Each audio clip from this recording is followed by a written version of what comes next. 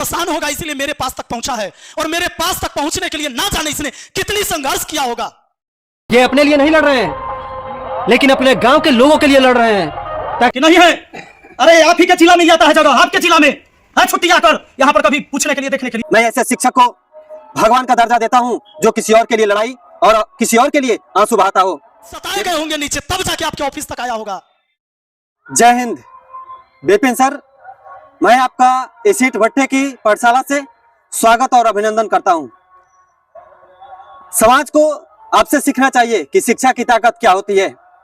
हर कोई अपने लिए पढ़ लिख कर लड़ता है और आप एक शिक्षक होकर पढ़ लिख कर एक मुखिया बनकर किसी गरीब मजदूर असहाय के लिए लड़ते हैं। मैं आपकी शिक्षा पे, आपकी शिक्षा की क्षमता पे वो गर्व महसूस करता हूं कि आपके पास वो क्षमता है जिससे आप किसी और को हक और अधिकार दिलाना चाहते हैं। डीएम साहब, आपके पास एक मुखिया नहीं बल्कि एक समाज का भविष्य तैयार करने वाला एक युवा शिक्षक गए थे, जिनके आवेदन को आपने अस्वीकार कर दिया, नहीं लिया, जिसकी वजह से उनको बहुत चोट लगी, उनके अंदर बहुत तकलीफें आई। वो सोचने पर मजबूर हो गए कि हमारे जैसा शिक्षित व्यक्ति जो समाज के बच्चों को भविष्य को तय करता हो, उनके आवेदन को नहीं स्वीकार किया जाता है, नहीं लिया जाता है, तो ऐसा शिक्षित बेसहारों को कौन पूछेगा। उन्होंने अपने लिए नहीं रोया बल्कि उन मजदूरों के लिए रोया है, उन गरीबों के लिए रोया है, उनके अधिकारों के लिए रोया है। डीएम साहब, याद रखिएगा, उनके आंसू का बदला लेने के लिए पूरा गांव उमड़कर हजारों की संख्या में आ रहा है और आपकी कुर्सी के सामने बैठकर आपसे अपना हक मांगेगा, अपना अधिकार मांगेगा और अपने अधिकार के बारे में जानेगा और आपको उनको हक और अधिकार को देना पड़ेगा डीएम साहब। और वो जो गरीब मजदूर असहाय आ रहे हैं, जो बुजुर्ग लोग उनके साथ आ रहे हैं ना, वो गांव के गरीब बनकर नहीं आ रहे हैं बल्कि बिपिन सर का वो गार्जियन बनकर आ रहे हैं उनके आंसुओं का बदला लेने के लिए। और जब तक वो बिहार सरकार पंचायत भवन पास नहीं हो जाता है, बन नहीं जाता है, तब तक वो अपने हक और अधिकार की लड़ाई छोड़ेंगे नहीं।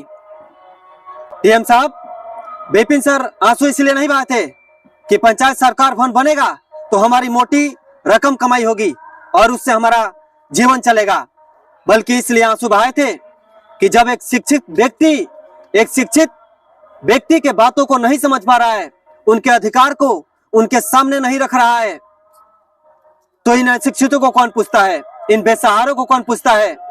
और आंसू इसलिए बहाए थे ताकि उनको वो सुविधाएं मिल सके, उनका वो हक मिल सके, जिससे उनको कई किलोमीटर की दूरी की यात्रा न करनी पड़े, उनको उन परिस्थितियों, उन हालातों का, उन समस्याओं का सामना न करना पड़े जिससे उनके पैरों में छाले पड़ जाते हैं।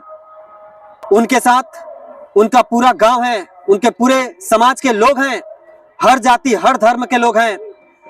और बिपिन सर एक पेड़ की भांति उन सभी गांव वालों के बीच में खड़े हैं और गांव वालों ने उन पे विश्वास करके रखा है कि हम जो पेड़ लगाए हैं उस पेड़ से हमें वो फल मिलेगा, वो फूल मिलेगा और वो छांव भी मिलेगी, जिससे हमारे दर्द को, हमारे गरीबी को, हमारे बेसहारों को और हमारे गांव वालों को सहारा मिल सकेगा।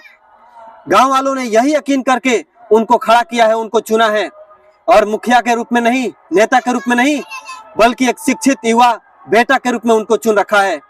और इसीलिए उनके चारों तरफ लोग एक पेड़ की भांति छांव के लिए बैठे हुए हैं और आस लगाए हुए हैं कि जब तक हमारा बिपिन आगे है, ये शिक्षित व्यक्ति आगे है, तब तक हमारे अधिकार को पाने से हमें कोई नहीं रोक सकता है। और हर समाज को ऐसा ही एक शिक्षित व्यक्ति को खड़ा करना चाहिए समाज के सामने, ताकि हर किसी के हक और अधिकार की लड़ाई लड़ सके।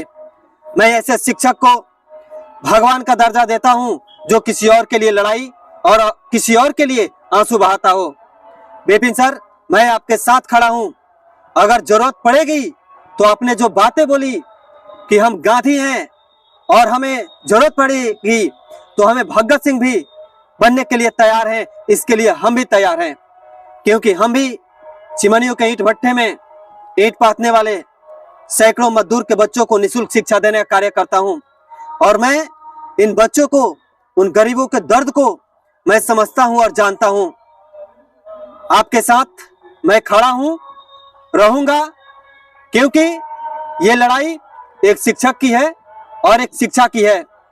और मैं कहता हूं इन समाज से कि अगर आप शिक्षित हैं तो इनके जैसी दहाड़िए, और आपके पास अगर शिक्षा नहीं है तो उस शिक्षा को पाइए और इस विपिन सर जैसे गुरु से दहाड़ना सीखिए।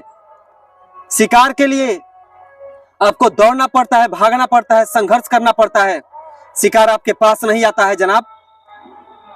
और शेर वही है जो अपने शिकार को किसी तरह से संघर्ष करके, छलांग मार के, झपट्टा मार के छीन ले। और शिक्षित व्यक्ति वही है जो लड़ करके अपने अधिकार को ले ले।